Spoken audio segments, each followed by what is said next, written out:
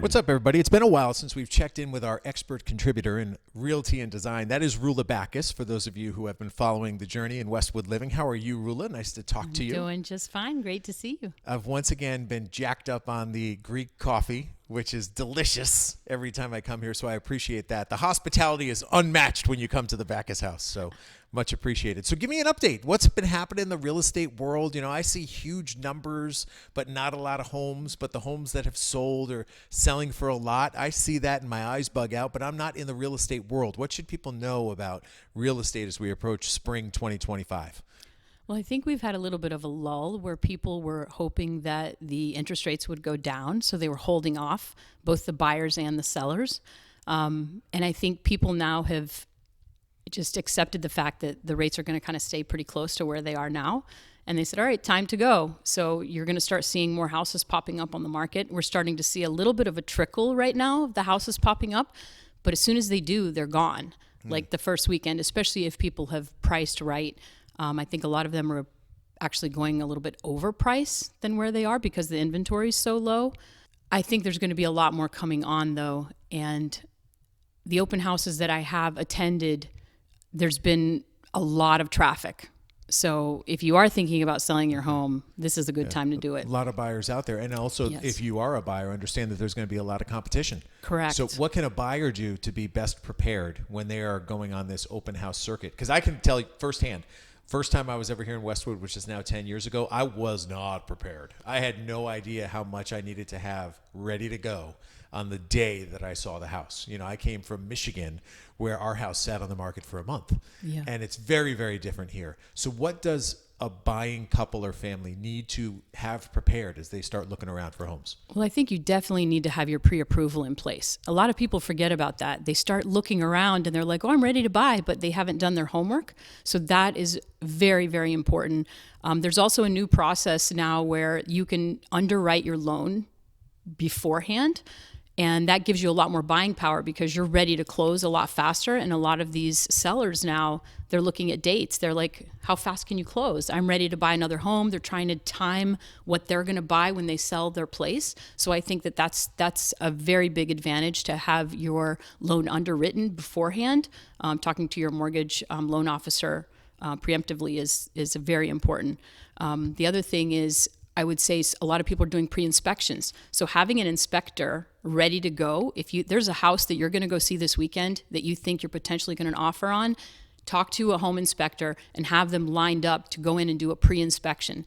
Because there's going to be so much competition with buying homes right now, people are going to start waiving inspections again. I already see it happening. But we don't recommend that, especially with older homes. So it would be great to have somebody ready to go to do something like that. All right, so ignorant question. What's the difference between an inspection and a pre-inspection? Same thing? It's the same thing. You're just not you're not delaying the process of an acceptance of an offer. So normally when you make an offer, you say, I'll have my inspection done in the next 5 days. Well, the seller knows that now he has to take his house off the market for those 5 days to see if you want to buy it.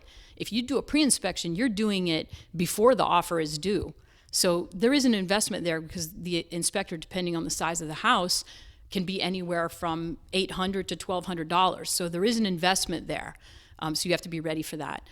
But doing that pre-inspection gives you more buying power because then you're not competing. Your offer will now not be contingent on the inspection because you've already done it. Interesting. Is it too early for me to ask this question? And I'll just ask and you can tell me because you may not have the data in yet. But, you know, when the new elementary school was built, Pine Hill Elementary, there was a lot of talk about, oh, this is going to draw more traffic into town and there's going to be more people who are going to want to move here.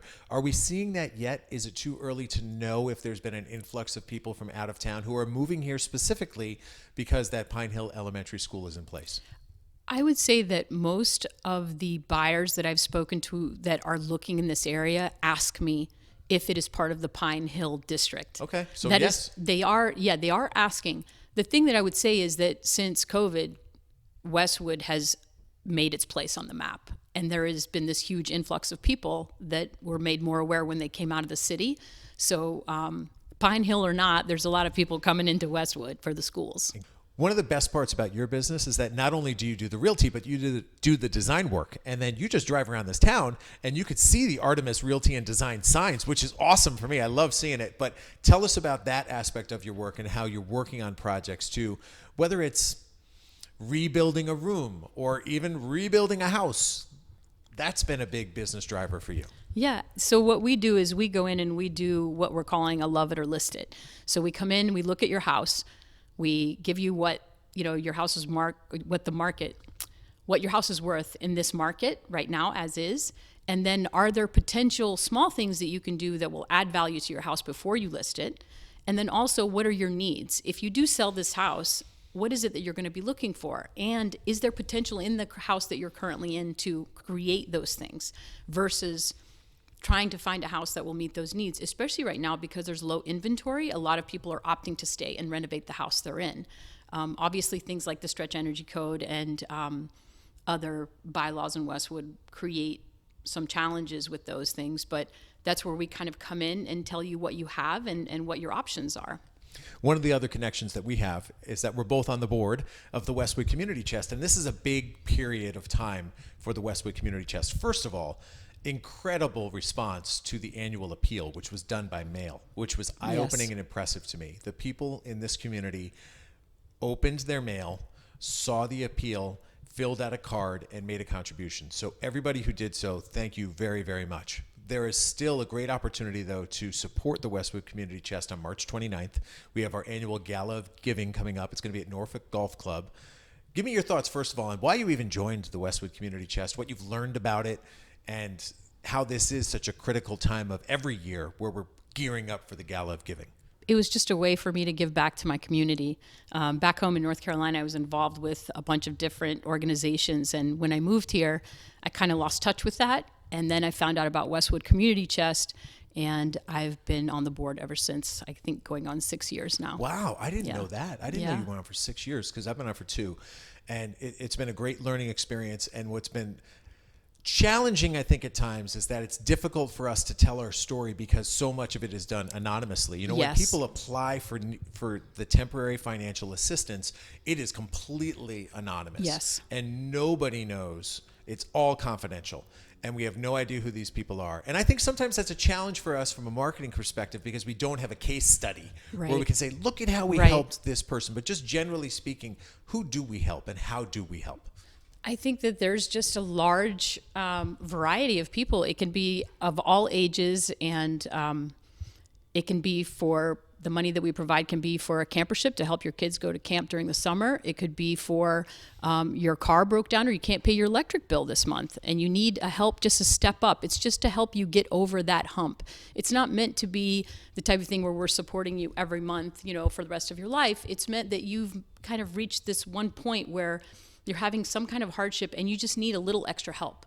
And that's where we come in, and I think we make a huge difference.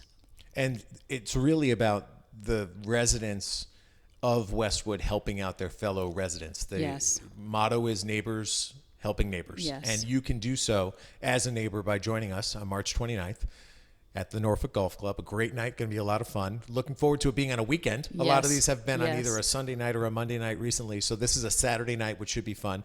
And just join us because you can learn more about what we do and really feel good about giving back. It's that concept of just engaging with your community and understanding that you're a part of this and you're supporting something that's super powerful. I mean, the number of dollars that we've received this year has been up, which is great. Yes. But the number of requests that we've received for money has also gone up. So there's always that balance of trying to, when you're feeling really good about the money that you have, you're like, okay, it's going right out the door. So I appreciate all of that. Closing thoughts in terms of any advice you might give. You gave some advice to you gave some advice to buyers. Any advice to sellers? You talked about, love it or list it. That sort of falls under advice. But what advice would you give to somebody who may be thinking about selling their home here? I think the most important part is organization. So planning ahead. You don't want to decide next week that you want to sell it. And purging. A lot of people, especially if you've been in your house for a really long time, it's time to clean up. The more you can do that and donate, also simplify the space, I think goes a huge way to let people see your space for what it can be. Awesome. Always good pearls of wisdom. That is Roula Bakis from Artemis Realty and Design. In fact, be on the lookout in our April issue. So we haven't even delivered March yet, but Roula's working on her April expert column, and we, of course, will share that in print. We'll share that digitally at westwood-living.com, and obviously follow our social media channels, which you probably are already. That's probably how you found this podcast. So we appreciate all of that. So thanks to you for your support. Thank as you, always. Tom. And thanks to you for listening. And as always, if there's somebody else you want me to have a conversation with, just reach out, send an email to tleyden@bestversionmedia.com. I'll find that person, have a conversation, and share it with you right here on the Westwood Living Podcast Network. But for now, from Roula's Island, this is Tom and Roula saying so long, and thanks for listening.